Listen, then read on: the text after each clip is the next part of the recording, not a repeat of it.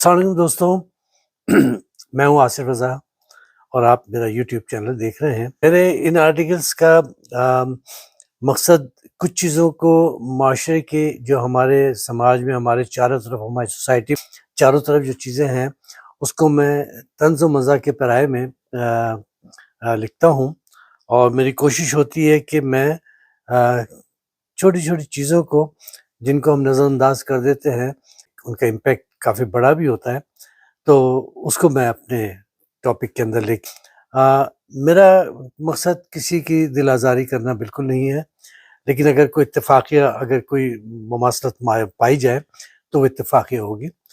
تو چلے آئے اپنے آرٹیکل کی طرف چلتے ہیں۔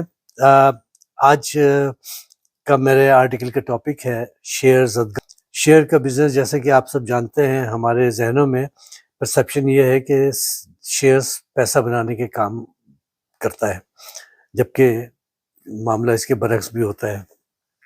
جیسے پچھلے دنوں آپ نے دیکھا ہوگا کہ شیئر مارکیٹ میں اتنے پوائنٹس گر گئے، اتنے بڑھ گئے، تو اسی کو میں نے طنز و مزاح کے پیرائے میں نے کچھ لکھنے کی کوشش کی ہے۔ تو اس کا ٹاپک ہے شیئر زدگان۔ کچھ دنیا کا بھی پتہ ہے کس قدر مہنگائی ہو گئی ہے؟ آپ گھر چلانے کے لیے کم از کم 5,000 الگ سے دیا کریں۔ اب 20,000 میں گھر کا کچن مجھ سے نہیں چلتا، بیگم کا پارا ہائی۔ 25,000 صرف کچن؟ بیگم کچھ تو خیال کریں۔ ہم نے فریاد کی، ہم کمپنی کے ملازم ہیں، مالک نہیں، تو پھر کچھ کرتے کیوں نہیں؟ سب نے اپنا کوئی نہ کوئی چھوٹا موٹا کام شروع کیا ہوا ہے۔ اب عابد بھائی کو ہی لیجئے، بھابھی بتا رہے تھے پچھلے دنوں پورے 2.5 لاکھ کا فائدہ ہوا۔ آج کل اسٹاک مارکیٹ میں شیئر کی لین دین کر رہے ہیں۔ بیگم مزید تقریر کرنے کے موڈ میں تھی، اور ہم نے آج بیگم کو پہلی مرتبہ غور سے دیکھا۔ ہم کو ان کی ایسی تاجرانہ گفتگو کی قطعی امید نہ تھی۔ صبح گھر سے نکلتے ہی ہم نے فیصلہ کیا آج عابد بھائی سے، جو ہماری بیگم کے بڑے بھائی ہیں، ان کے آفس میں مل لیا جائے۔ ذرا ہم بھی تو دیکھیں یہ آخر شیئر ہے کیا؟ اس میں ایسا کون سا چراغ الدین ان کو مل گیا کہ ایک دن میں لاکھوں کما رہے ہیں؟ ہم کو واقعی کوئی اندازہ نہ تھا۔ ہمارے آباء و اجداد میں کوئی اسٹاک مارکیٹ کی بلڈنگ تک میں داخل نہیں ہوا، یہاں تک کہ ہم نے تو کبھی گھر میں راشن کا اسٹاک نہیں کیا۔ جیسے ہی ہم نے عابد بھائی کے آفس میں قدم رکھا، وہ ہمیں دیکھ کے گھبرا گیا، پوچھا سب خیریت تو ہے؟ پھر بولے آئیے تشریف رکھیے۔ بس کیا بتاؤں، بڑے خراب حالات چل رہے ہیں، عابد بھائی نے نظریں چراتے ہوئے کہا۔ جی عابد بھائی سب خیریت ہے، بس آپ کی یاد آئی تو ملنے چلا آیا۔ ہم نے مکھن کا ہلکا سا اسپرے کیا۔ عابد بھائی آپ کی بہن بہت ضدی ہے، زبردستی آپ کے پاس بھیجا ہے کہ سیکھیں عابد بھائی سے کہ پیسہ کیسے کمایا جاتا ہے۔ ہم نے تیر نشانے پہ مارا۔ اس کے بعد 3 کپ اور 4 بسکٹ اور کئی گلاس پانی کے ساتھ جب ان کی اسٹاک والی کہانی ختم ہوئی تو سر بھائیں بھائیں کر رہا تھا۔ آپ فکر کیوں کرتے ہیں، میں ہوں نا، میرے جاننے والے ہیں، میں ان سے کہہ کے آپ کا اکاؤنٹ کھلوا دوں گا، ٹپس دینا میرا کام۔ فی الحال تو یہ فارم بھریں اور شناختی کارڈ کی کاپی کے ساتھ ایک بینک ڈرافٹ لگا کر بینک میں جمع کرا دیں۔ اگر درخواست لگ گئی تو 15,000 کے 80,000 تو ملیں گے۔ انرجی سیکٹر کی کمپنی کے شیئرز کی اپلیکیشن ہے، 3 پر 1 لگنے کی امید ہے۔ بس اللہ سے دعا کریں۔ میں تو 25 درخواستیں بھر رہا ہوں، 10-12 تو لگ جائیں گی۔ یہ کہہ کے انہوں نے میرے ہاتھ میں لگا ہوا ایک فارم تھمایا جس کی چھپائی اس قدر باریک تھی کہ اسے پڑھنے کے لیے چشمے کی نہیں بلکہ دوربین کی ضرورت پڑتی۔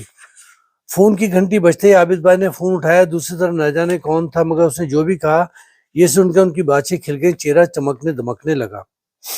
جی ستار بھائی ٹھیک ہے، 25,000 لے لو۔ کیا 1 روپیہ بڑھا ہے؟ مارکیٹ تیز ہے اور اوپر جائے گی؟ ہاں بھائی، بیرونی سرمایہ کاری جو ہو رہی ہے، ٹھیک ہے میں فون کر لوں گا۔ فون رکھ کے عابد بھائی نے میری طرف چمکتی ہوئی آنکھوں سے دیکھا۔ آپ کے قدم میرے لیے بہت مبارک ہوئے، پوری 1 پیٹی کا فائدہ ہوا۔ ابھی 2 گھنٹے پہلے تو مال اٹھایا تھا جب آپ آئے تھے، ابھی نہیں بیچوں گا، کم از کم 5 لاکھ تو بس بھائی دعا کریں کھوکا بنا لوں۔ ہم حیرانگی کی حالت میں اٹھے اور پریشانی کے عالم میں باہر نکل آئے۔ آفس پہنچ کے ہم نے حالات کا سیاسی باریکی سے جائزہ لیا تو ایک عجیب سی ہلچل نظر آئی۔ ہر شخص کے ہاتھ میں وہی باریک چھپائی والا فارم تھا جس کو پڑھنے کی وہ لوگ بھی کوشش کر رہے تھے جن کے بارے میں ہم کو یقین تھا کہ اگر وہ آج میٹرک کا امتحان دیں تو انہیں مٹھائی کھلانے کی نوبت کبھی نہیں آئے گی۔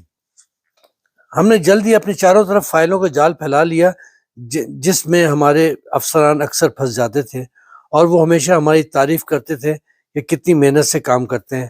حسب معمول ہم نے سب سے پہلے گھر فون کر کے پوچھا شام کو کیا سودا لانا ہے، پھر چھوٹی خالہ، نانا، ابو، تایا، نذیر چاچا کے حال احوال پوچھے، پھر بینک فون کر کے اکاؤنٹ بیلنس پتہ کیا اور مطلوبہ رقم کی کمی دوستوں کی جیب سے برآمد کر کہ کل ڈرافٹ بنوا کے بینک میں جمع کروا دیں گے۔ دوسرے دن آفس سے سرکاری کام کا بہانہ کر کے جلدی نکل کے بینک پہنچے تو لوگوں کی ایک بڑی ٹیڑھی میڑھی لائن نظر آئی جو نہ جانے کہاں سے آتی ہوئی بینک تک جا رہی تھی۔ اتنی لمبی لائن دیکھ کر پہلے تو ہمارے ہوش اڑ گئے، پھر اپنے خصوصی تعلقات کی بنا پر اپنے کام سے جلدی فارغ ہو کر پیسہ کمانے کے ان جھمیلوں سے فارغ ہو کے آفس پہنچے تو لنچ ٹائم ہو چکا تھا۔ جلدی کام سے جان چھڑا کر گھر بھاگے تاکہ بیگم کو اپنے کارناموں کی رپورٹ دے سکیں۔ گھر پہنچے تو عابد بھائی بمے اہل و عیال کے موجود تھے۔ اس سے پہلے کہ ہم تشریف رکھتے بیگم نے 5 فارم بمے ڈرافٹ کے ہمارے ہاتھ پہ رکھ دیے۔ آپ تو سوتے رہیں گے، میں نے سوچا مجھے ہی خود کچھ کرنا پڑے۔ بیگم نے کہا ہم کو یہ فکر نہیں تھی کہ 5 فارم بھرنے ہیں، بلکہ یہ تھی کہ اتنے پیسے بیگم کے پاس آئے کہاں سے۔ ہم نے بیگم کو الگ لے جا کے پوچھا تو وہ ایک دم تنک کر بولی آپ آم کھائیے، درخت کیوں گنتے ہیں؟ ہم نے بڑے ادب سے عرض کی کہ بیگم ہم کو آم کھانے میں کوئی اعتراض نہیں، مگر ہم تو یہ جاننا چاہتے ہیں کہ دسمبر کی سردی میں یہ آم کہاں سے آ گئے۔ بیگم نے جس انداز سے ہمیں گھورا بس آواز کی کمی تھی ورنہ اہتمام پورا تھا۔ ہم سمجھ گئے کہ یقیناً ان کی بڑی بہن نے امریکہ سے جو مکان کی قسط بھجوائی تھی وہ یہاں پر بیرونی سرمایہ کاری کے طور پہ استعمال ہوئی ہے اور ہم اتنی موٹی بات کی باریکی بھی نہ سمجھ سکے۔ بازار سے منگائے ہوئے 4 چرخوں میں سے ایک عابد بھائی نے کھا کر بہترین سی کافی کی فرمائش کے ساتھ ساتھ ہم کو اسٹاک مارکیٹ کے وہ سبز باغ دکھائے کہ ہم ایک لمحے کے لیے دل چاہ کے مکان، گاڑی، ٹی وی، فریج سب بیچ کر اسٹاک میں لگا دیں۔ پھر اس سے حاصل شدہ منافع سے پہلے سمندر پر 2-4 ہزار گز کا پلاٹ لے کے کالیشان ولا بنوائیں اور کیش پر اون دے کر نئی نویلی گاڑی نکلوا لیں۔ بیگم اور بچوں کے لیے ایک 0 میٹر گاڑی الگ لے کر دیں گے۔ پھر ہم ترقی کرتے کرتے ان لوگوں میں شامل ہو جائیں گے جن کے قصے ہم اکثر لوگوں سے سنتے تھے کہ فلاں کے لڑکے 10,000 سے کام شروع کیا اور 2 سال میں اپنا شو روم کھول لیا، اب پلازا بنا رہا ہے۔ وہ بانو آپا کا بیٹا ڈاکٹری پاس کی اچھی نوکری تھی، دوست کے ساتھ یہی شیئر کا کام کیا، آج اپنا اسپتال ہے، 6 مہینے لندن میں اور 6 مہینے امریکہ میں گزارتا ہے، باقی کے دن یا پاکستان میں رہتا ہے۔ سنا ہے کہ جہاز خرید رہا ہے کیونکہ یہاں فلائٹ اکثر ڈیلے ہو جاتی ہیں۔ نہ جانے ہم نے یہ 10 دن کیسے گزارے۔ بیگم اور دوستوں کو نکال کر محلے کے چوکیدار، دودھ والا، اخبار والا، دھوبی، خالہ زاد، بھائی، چچا، ان کے پڑوسی، دفتر کے چپراسی سے لے کے بڑے صاحب تک اور ان کے سسرال سے لے کے اس شعر کے موضوع پر اتنے مکالمے کہ اگر ہمارے پاس 5 کروڑ روپے ہوتے تو ہم کے ممبرشپ کا کارڈ خرید لیتے ہیں۔ پہ اتفاق سے نہ تو ہم گنجے ہیں اور نہ ہی ہمارے ناخن بڑے ہوئے۔ پھر تو جیسے سوچا تھا ویسے ہی ہوا، اپلیکیشن کیا لگی، ہر سودے پر منافع آنے لگا، اسٹاک مارکیٹ کے حجم کے ساتھ ساتھ ہمارے اکاؤنٹ کا بیلنس بھی بڑھتا گیا۔ اب دن کو ہماری ابتدا شیئر سے ہوتی اور انتہا منافع پہ اور اس کے حساب کتاب پہ ہوتی۔ جلدی ہمارے چرچے اڑوس پڑوس کے گھروں میں ہونے لگے، اسٹاک مارکیٹ پلس میں کھلتی اور بیگم کی آڈٹ رپورٹ میں ہمیں AA+ ملنے لگا اور بیگم نے سونے اور ہیرے کی مارکیٹ ریٹ سے خود کو اپڈیٹ رکھنا شروع کر دیا۔ ایک دن مختلف جگہوں سے ملنے والی ایک جیسے ٹپ پر ہم نے لمبا سودا کر لیا۔ رات کو مارکیٹ پھر پلس میں بند ہوئی تو منافع کا حساب نہ لگا سکے اور رات کو سونے کے بعد اپنے لیے نئے ماڈل کی گاڑی اور بیگم کے لیے ہیرو کا سیٹ خریدتے رہے۔ دوسرے دن شام کو مارکیٹ گری تو ہمارے خیال میں یہ ایک اچھا موقع تھا، جڑ سے گھبرائے ہوئے لوگوں کے شیئرز خریدنے شروع کر دیے، مگر مارکیٹ پھر ایسی گری کہ ہم کو سنبھلنے کا موقع بھی نہ ملا اور یوں حالات ہمارے ہاتھ سے اور رقم اکاؤنٹ سے نکل چکی تھی۔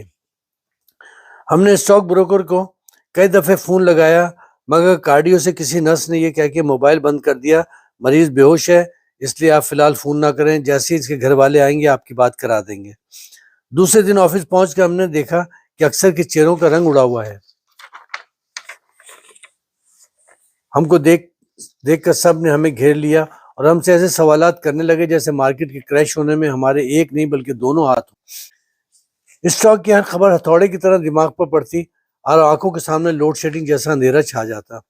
رات کو ہمارے دوست نے پرانے تمام بدلے چکاتے ہوئے ہم کو ایسی خبر سنائی جسے سننے کے بعد ہم نے برابر میں پورے صوفے پر لیٹی ہوئی بیگم سے کہا جلدی سے گاڑی نکلوائیں اور کیا آپ کو کارڈیو ہسپتال کا راستہ معلوم ہے؟ بس اس کے بعد ہم کو ہوش نہیں رہا. جب آنکھ کھلی تو ڈاکٹر سمیت سارا گھر ہم کو گھور رہا تھا اور ہم نرس کو. نہ جانے ہم کو سفید رنگ اتنا کیوں پسند ہے، مگر ہم نے بیگم کی موجودگی کا احساس کرتے ہوئے کرانا شروع کر دیا. ڈاکٹر نے مبارکباد دی کہ شکر ہے آپ کو ہوش آ گیا، ورنہ کچھ بھی ہو سکتا تھا. ہم بڑے حیران ہوئے کہ یہ کیسا ڈاکٹر ہے جو خیالات بھی پڑھ لیتا ہے. پھر 2 ہفتے ہماری بیماری اور تیمارداری کے پورے مزے لوٹنے کے بعد ہم بادل نخواستہ گھر آ گئے. گاڑی دوست کی اور مکان اسٹاک بروکر کو بیچنے کے بعد ہم نے ضرورتاً آفس جانا شروع کر دیا. آج بھی خدا کا